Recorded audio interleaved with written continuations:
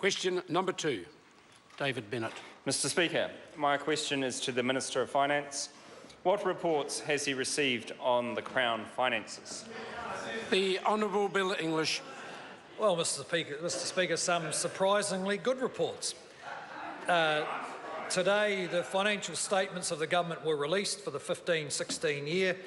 They report a surplus of $1.8 billion. This is $1.2 billion higher than was forecast in the budget just a few months ago. Revenues were about $1.6 billion higher than forecast, and expenses $600 million lower than forecast in budget 2015. Total Crown assets have now increased to $293 billion, the highest ever. And the government is on track to reduce debt to 20% of GDP. Order. Supplementary question. David Bennett. What have been the main drivers of the improvement in the government's accounts?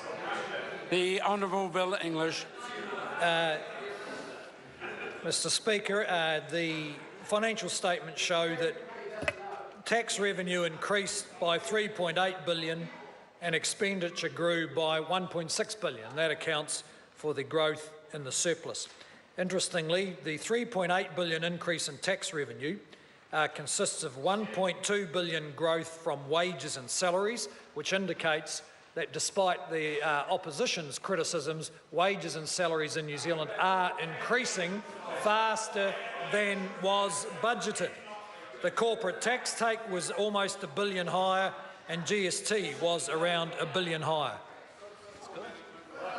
Supplementary question. Supplementary question, David Bennett. What are the government's fiscal priorities, and how is the government balancing increasing investment in public infrastructure with debt repayment? The order. The Honourable Bill English. Well, our priorities, which were set out in the budget, are to maintain rising surpluses, reduce net debt to 20% of GDP, beginning to reduce income taxes if conditions allow, and using any further fiscal headroom to reduce debt faster. At the same time, we're also lifting the investment in public infrastructure, and in fact the government's capital spend has almost doubled since 2013 and will be maintained at high levels when you take into account commitments such as funding half the CRL project in Auckland. Supplementary question, Grant Robertson. With reference to that last answer, was the order of priorities he gave for the government in fiscal terms the order he actually has them, i.e. that tax cuts come ahead of lowering debt?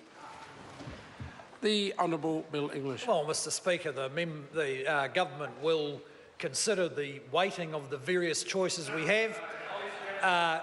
We're one of the few countries in the developed world that has the choices of paying off debt, improving public services, investing in infrastructure, and your member will just have to wait and see.